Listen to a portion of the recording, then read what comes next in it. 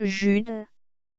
Jude, esclave de Jésus-Christ, et frère de Jacques, à ceux qui ont été appelés par l'Évangile, que Dieu a sanctifiés et gardés pour Jésus-Christ, que la miséricorde, la paix et l'amour vous soient multipliés.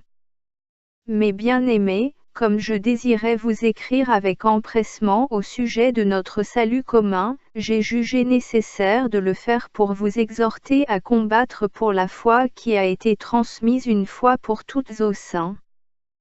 Car il s'est glissé parmi vous certains hommes, dont la condamnation est écrite depuis longtemps, des impies, qui changent la grâce de notre Dieu en dissolution, et qui renient le seul Maître Jésus-Christ notre Dieu et Seigneur.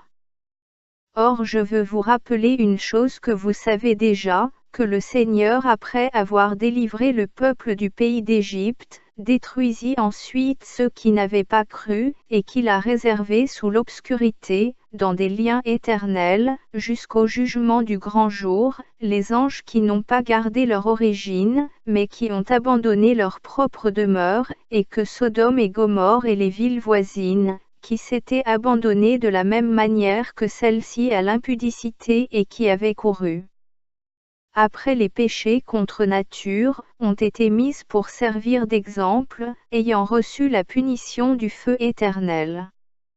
Malgré cela, ces hommes aussi, plongés dans leur rêverie, souillent leur chair, méprisent l'autorité et blasphèment contre les dignités.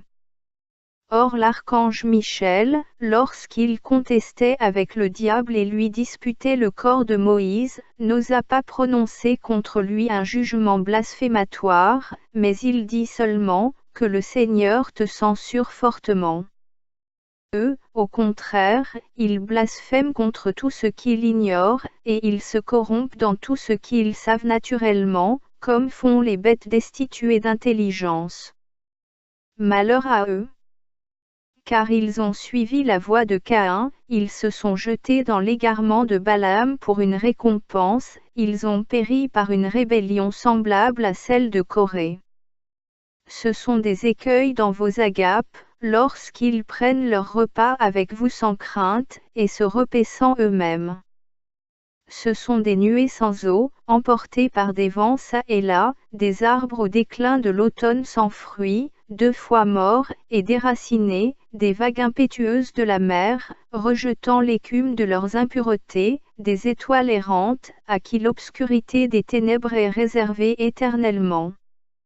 C'est aussi pour eux qu'Enoch, le 7e homme après Adam, a prophétisé, en disant, « Voici, le Seigneur est venu avec ses saints, qui sont par millions, pour exercer un jugement contre tous les hommes, et pour convaincre tous les impies d'entre eux de toutes leurs actions d'impiété qu'ils ont commises d'une manière impie, et de toutes les paroles injurieuses que les pécheurs impies ont proférées contre lui. » Ce sont des gens qui murmurent, qui se plaignent toujours, qui marchent selon leur convoitise, dont la bouche prononce des discours fort enflés, et qui admirent les personnes pour le profit qui leur en revient.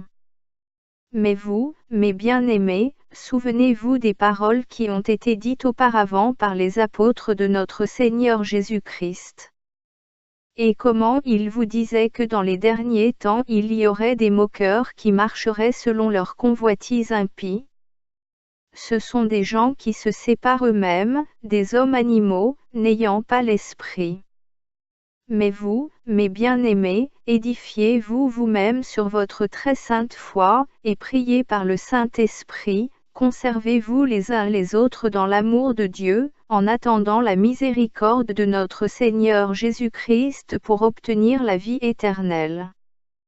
Et ayez pitié des uns en usant de discrétion, et sauvez les autres par la frayeur, les arrachant comme hors du feu, et haïssez même la robe souillée par la chair. À celui qui est capable de vous garder de toute chute et de vous faire paraître devant sa gloire irréprochable et dans l'allégresse, à Dieu, seul sage, notre Sauveur, par Jésus-Christ, notre Seigneur, soit gloire, magnificence, force et puissance, dès maintenant et dans tous les âges. Amen.